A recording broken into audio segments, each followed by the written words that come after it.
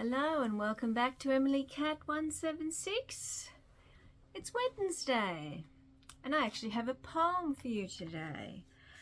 And this is a sort of contemporary poem.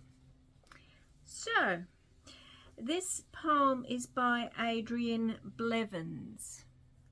She's a American poet, I think she is. So, this one is called How to Cook a Wolf.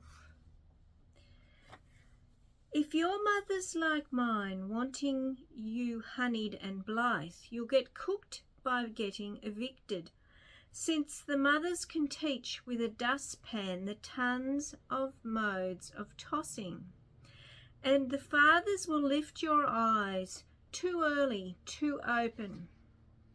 The fathers can creep up on anything when it's still too wet, to cloister with their weeping and strand you like a seed, or kick at the carnivals with the can-do corralling, and store fronts and foodstuffs and annulments and scotch, and offhand fucking and walking out and moving on, until they've cooked the drift of you, wanting a whole bayou up in you, and cooking the gist of you, kneading your crannies hot with a good man's body silt, until your head is stuffed with a pining for diapers and the most minuscule spoons made mostly of silver, and Ajax too, and Minwax. Oh, in this the dumbstruck story of the American female as a cut out of terracotta and some kindling in a dress, while howling at the marrow of the bone. How did you like that one? How to Cook a Wolf. Now, I haven't been able to find much analysis about this poem. I do know that it came out in 2003 and it was part of a collection called The Brass Girl Brouhaha. And this poet, Adrienne Blevins, won the 2004 Kate Lufts Discovery Award. So yeah, I quite like it. I quite like it. It's something different. As I said, it's quite contemporary to the ones I have been doing. But again, I have to be careful about copyright. So there's a lot of poetry I would like to do, but it's copyrighted up to here, you know, so I can't do it. But this one, I like it. Let me know what you think it's about.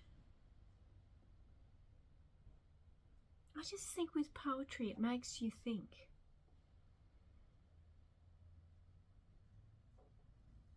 As I said, I hadn't heard of this poet before.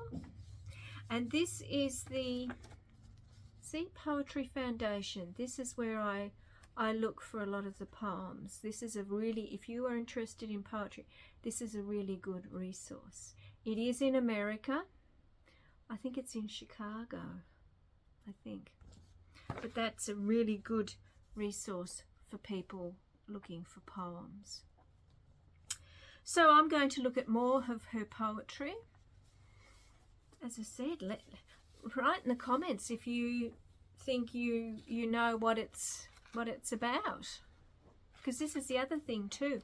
What I see in a poem might not be what you see in a poem. But no, I think it's interesting.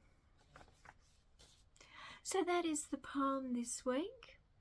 I am trying to get more current poets, but again, as I said, the copyright just, because my channel's not big enough to get copyright issues. So thank you to all the new ones who are watching the channel, and if you are watching it and you like what you are seeing, yeah, please consider being a subscriber, because I am trying to build the channel, and if I build the channel I might have more chance of getting more current poets.